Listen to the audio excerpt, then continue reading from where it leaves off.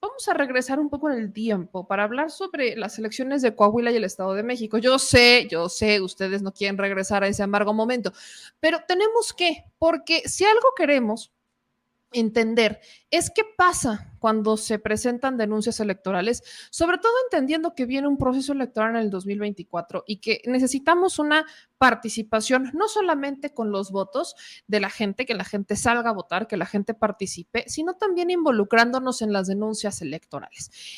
Los medios contabilizaron e informaron que se habrían cometido más de 20 delitos electorales en los comicios del Estado de México y de Coahuila. Pero para fines más prácticos, vamos a preguntarle al director general jurídico de la Fiscalía Especializada en Materia de Delitos Electorales, que ya habíamos tenido este espacio para que nos explicara cómo procede el tema de las denuncias, cómo denunciar y qué pasa cuando uno denuncia. Así que ahora lo tenemos de nueva cuenta, pero para que nos explique cuántas denuncias, qué ha pasado con estas denuncias de las elecciones de Coahuila y del Estado de México. Director, le agradezco muchísimo, Daniel Díaz, que nos acompañe. Buenas noches, ¿cómo estamos? ¿Qué tal? Buenas noches, Meme Yamel. Pues bien, mucho gusto nuevamente estar contigo y tu auditorio. A la hora. Pues, entrando en materia, medios informaron más de 20 denuncias por delitos electorales que recibieron de ambos comicios. ¿Ustedes cuántos tienen contabilizados y cuál es el estatus de ellos? Mira, tenemos contabilizados 23 ¿Sí? denuncias, 19 de ellas corresponden al día de la jornada electoral en ambos estados, Estado de México y el Estado de Coahuila. 19 de ellos fueron en el Estado de México y el resto, es decir, 4 fueron en Coahuila. Pero déjame destacarte sobre todo dos denuncias que se recibieron vía los sistemas de atención ciudadana, ya sea por vía telefónica o correo electrónico. Fueron dos denuncias en el Estado de México donde personas, ciudadanos, ciudadanas, denunciaron el condicionamiento de uso de programas sociales. Okay. Eso, ¿por qué lo traigo a colación? Por el tema de que está inscrito en el 19 constitucional, que es quien haga esa falta, quien cometa ese delito, pues será acreedor a la prisión preventiva oficiosa. Por eso es de gran relevancia. Después de ahí, en su mayoría, acusaron sobre la alteración al registro federal de electores. Es decir, un poco de migración electoral o gente que dio datos falsos, datos erróneos para obtener una credencial de elector. Ese es el universo que tenemos de las denuncias. Como lo dije la vez pasada, una vez que la ciudadanía denuncia, Meme, ¿qué le corresponde hacer a la fiscalía? La fiscalía se conforma por unidades de investigación y litigación. Es decir, en este momento, ahorita que tenemos 20 días, más o menos, poco menos, de pasada la elección, pues el Ministerio Público, el fiscal especializado en delitos electorales, se encuentra haciendo las primeras diligencias.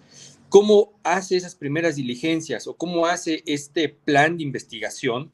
Para no utilizar términos muy técnicos, este plan de investigación, este ABC que tiene que seguir el Ministerio Público, pues se tiene que ayudar de tres personas fundamentales. La Policía Ministerial, que está adscrita a la Fiscalía General de la República, a los peritos que están adscritos también a la propia Fiscalía y a los analistas de información. Todos ellos tres conducidos por y dirigidos por el Ministerio Público. En eso estamos. Policía Ministerial se va a encargar de hacer las entrevistas, es decir, acudirá con las personas que denunciaron, si hay testigos, es decir, estamos recabando indicios para poder acreditar el delito electoral. Recuerdo particularmente en las elecciones del Estado de México, por ejemplo, que hubo muchas algo que es sorprendente, dado que normalmente las policías en el Estado de México no reaccionaban tan rápido, pero si algo vimos es que hubo muchos, no es que acaban de detener a tal persona que llegó con tanta gente, no es que acaban, o sea, mucho, como mucha de esta participación policíaca en detenciones. En el Estado de Coahuila también. En el estado de Coahuila, ahí también teníamos estas notas o información que iba transcurriendo durante el proceso electoral, que los policías habían detenido, pero en Coahuila se hablaba de secuestros y de la participación política hasta de los gobernadores. ¿Cuánto falta, o sea, como cuánto tarda una investigación en delitos electorales para descubrir quién estuvo detrás del delito? Llámese qué político fue, si fue un gobernador, si no fue un gobernador, si fue alguien, algún agente de la sociedad. O sea, ¿cuánto tiempo tarda este proceso para que en la fiscalía digan, bueno, es que este delito vino fomentado desde acá? ¿O es complicado llegar, digamos que, a este origen? Claro, sobre la pregunta que me corresponde, yo lo puedo trasladar a un tipo de fraude electoral. ¿Por qué lo establezco así y con mucha responsabilidad? Porque siempre se dan en las esferas más altas del poder, donde se fragua toda esta conducción de que de cuando un Estado sale a amedrentar a la ciudadanía, atendiendo a lo que tú me indicas. ¿Qué tiempo? Pues es muy variado, podemos tardarnos 3 meses, así como tal vez 6 meses en la investigación. Todo depende de cómo vayamos obteniendo estos indicios y si llegamos a integrar bien la denuncia, se judicializa la denuncia y en el juez al imputado dice, ¿sabes qué? Te voy a aportar, no me vincules, sino dame la calidad de testigo protegido y yo te denuncio a gente superior a mí, entonces se le da esa calidad. Y abrimos una nueva carpeta por todos, o en la misma carpeta podemos seguir la investigación, ya sea al funcionario de un rango de mayor nivel que del que estamos investigando.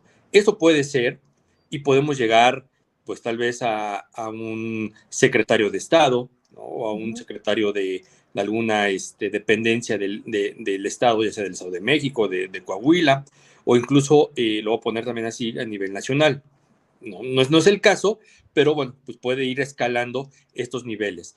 Ahora, estos casos que en efecto se empezaron a sonar en redes sociales, de levantamiento de gente de un partido político por parte de la policía, bueno, este ya es un asunto que no es electoral, Okay.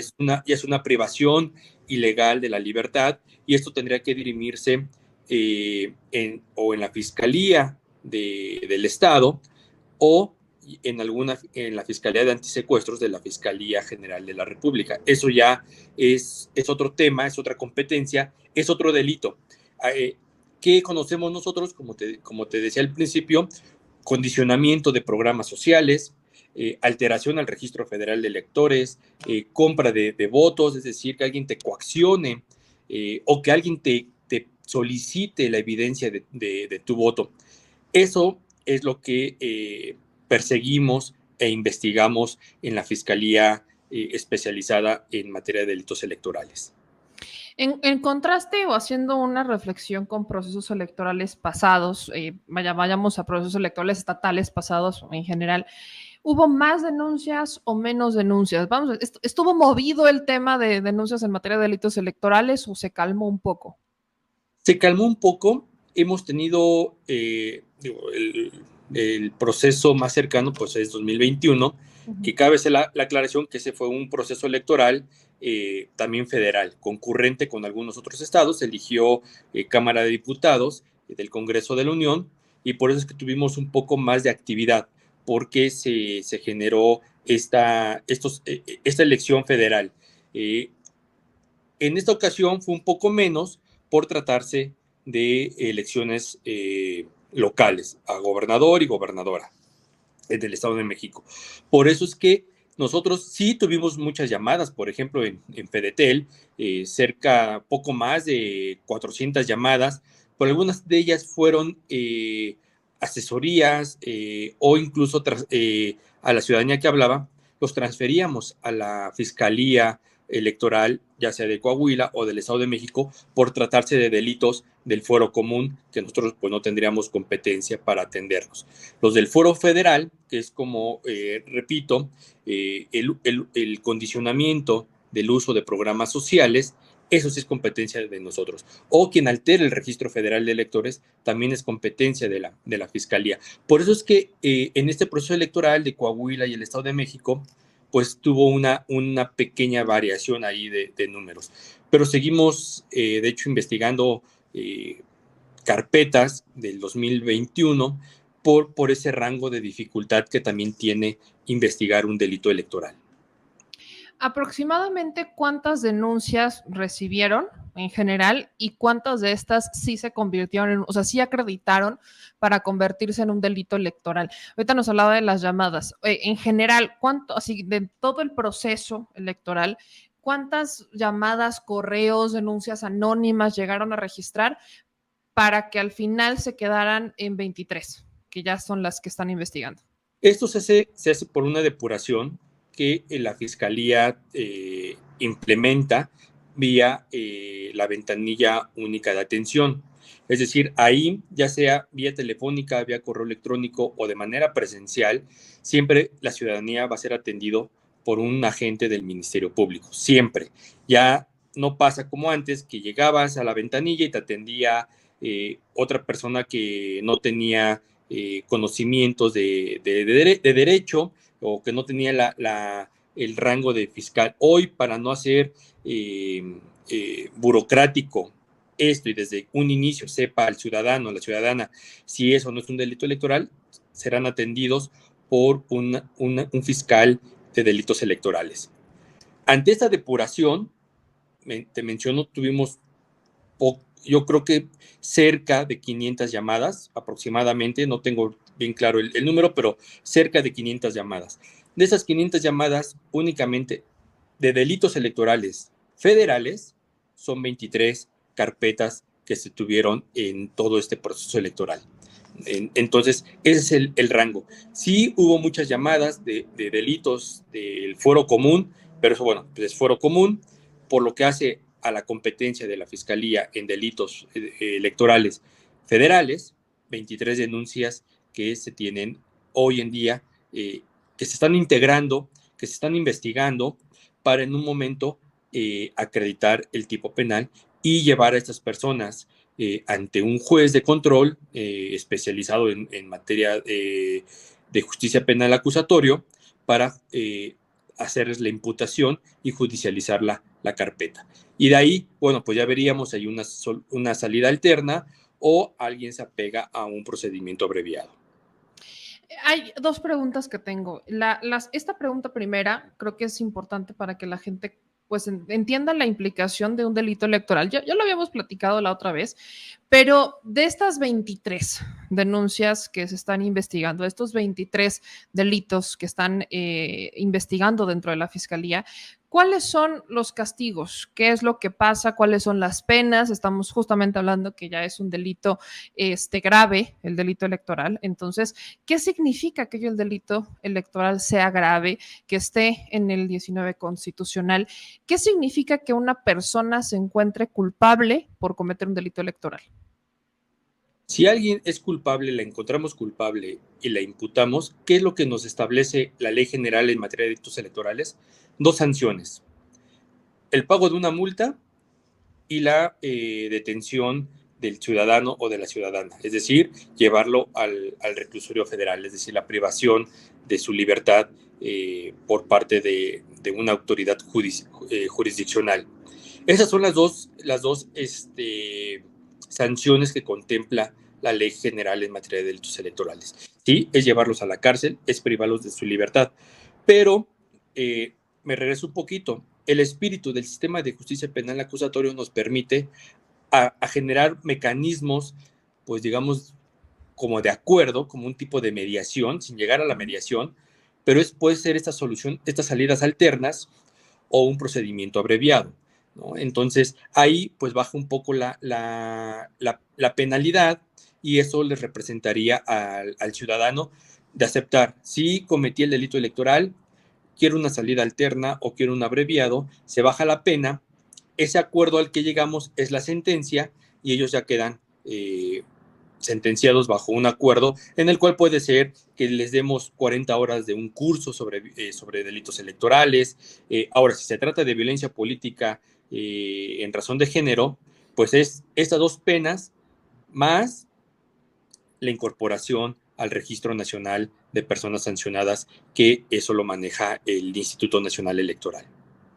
Si algún político, supongamos, si se encuentra culpable algún candidato o algún equipo de campaña o algún político en funciones responsable de algún delito electoral, ¿tienen algún tipo de sanción adicional o es exactamente lo mismo? Hay algunos artículos que en efecto nos piden una calidad específica, es decir, un funcionario público. Sí tiene agravantes y eso las tenemos que también contemplar para dos cosas. Uno, para cuando le imputemos el delito, le digamos al juez que tiene un agravante. Y dos, para generar en la denuncia la prescripción. Eso nos ayuda mucho porque al tener un agravante, la prescripción del delito se amplía. Suponiendo, te pongo un ejemplo, si en 2 años y medio, en 2 años, 6 meses, se prescribe el delito, con este agravante nos vamos meses más. O sea, sí nos genera. Ahora, si este imputado se encuentra en el extranjero, pues la agravante se duplica, es decir, tendríamos 5 o 10 años. Las penalidades pues son variadas, pero en un común denominador es de 5 años, más o menos, así la máxima, 5 años. El artículo 15, que es el que tiene mayor penalidad, que en una, digamos, mínima y una máxima, pues va de 5 a 15 años de prisión. Entonces, sí, y básicamente ese artículo 15 es el que nosotros utilizamos cuando hay desvíos de recursos ilícitos para favorecer alguna campaña electoral, alguna candidata, algún candidato o algún partido político. Pues le agradezco muchísimo que nos acompañara para explicar cómo van estos avances, cómo fueron estas denuncias y seguirle pidiendo a la gente que participe. Viene un proceso electoral muy grande, es bastante, se va a renovar prácticamente todo a nivel federal y algunos estados también. Y es una responsabilidad ciudadana pues vaya, denunciar cuando se cometa algún delito electoral. Entonces, le agradezco muchísimo, Daniel Díaz, director general jurídico de la Fiscalía Especializada en Materia de Delitos Electorales, que platique con nosotros, que nos explique cómo funciona esto y que sigamos motivando a la gente a presentar sus denuncias. Cuando gustes, es un placer platicar contigo. Muy buenas noches. Muy buenas noches, estamos hablando pronto, gracias. Hasta luego. Pues ahí lo tienen, mi gente, por favor participen. Yo sé que a veces me dicen, es que en las redes sociales, yo lo sé, yo sé que a veces nos dejamos llevar, porque yo lo subí a redes o yo lo compartí o le di RT o lo compartí con mi chat. Sí, sí, sí, sí. Pero si nosotros no presentamos una denuncia, no va a servir de nada. Porque a veces hay videos que no corresponden a la fecha, hay veces hay mensajes que no corresponden y se llega a perder la información o se llega a perder lo que efectivamente sí es una denuncia entre esta depuración de eso no es de ahorita, no es de ahorita. Entonces, lo mejor siempre es denunciar. Hay maneras de denunciar anónimamente. Lo pueden hacer a través de la página de la Fiscalía Especializada en Delitos Electorales. Y recordemos que, vaya, no, por ejemplo, esto de los policías, ¿no? De estos secuestros, ¿no? Que denunciaba particularmente Morena en Coahuila, pues no le corresponden a la Fiscalía Especializada en Delitos Electorales porque ese no es un delito electoral. Ese le corresponde a la Fiscalía como tal. Es un delito del fuero común porque estamos hablando del delito de secuestro. Salud, porque aquí ando tomando mi agüita. Así que participen, por favor.